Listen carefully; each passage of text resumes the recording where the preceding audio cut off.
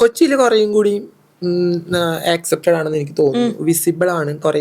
ഒരുപാട് ഏറ്റവും കൂടുതൽ ട്രാൻസ് ഉള്ളത് അല്ലെങ്കിൽ കമ്മ്യൂണിറ്റീസ് ഉള്ളത് എറണാകുളത്താണ്, കൊച്ചി ബേസ്ഡ് ആണ്. അപ്പോൾ അതുകൊണ്ട് തന്നെ അവർ എല്ലാവരുടെ ഇടപഴകുന്നതുകൊണ്ട് കുറേയും കൂടി ആളുകൾ അവയർനെസ് ആണ് ഇവിടെ.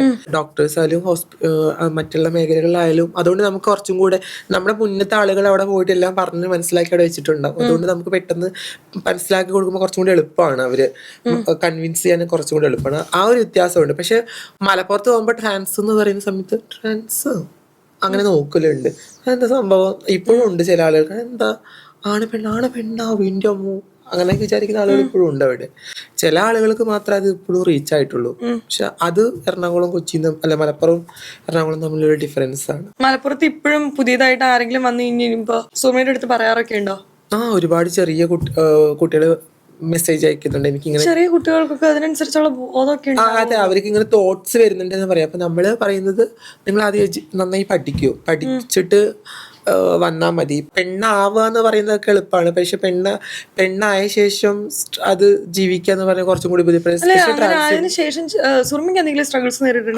ഞാനൊരു ട്രാൻസ്ഹ്യൂമൻ ആണ്, അല്ലെങ്കിൽ സ്ത്രീ ആയത് കൊണ്ട് തന്നെ എനിക്ക് ഇപ്പൊ എറണാകുളത്ത് തന്നെ എനിക്ക് റൂംസ് കിട്ടാൻ ഭയങ്കര ബുദ്ധിമുട്ടുണ്ട്.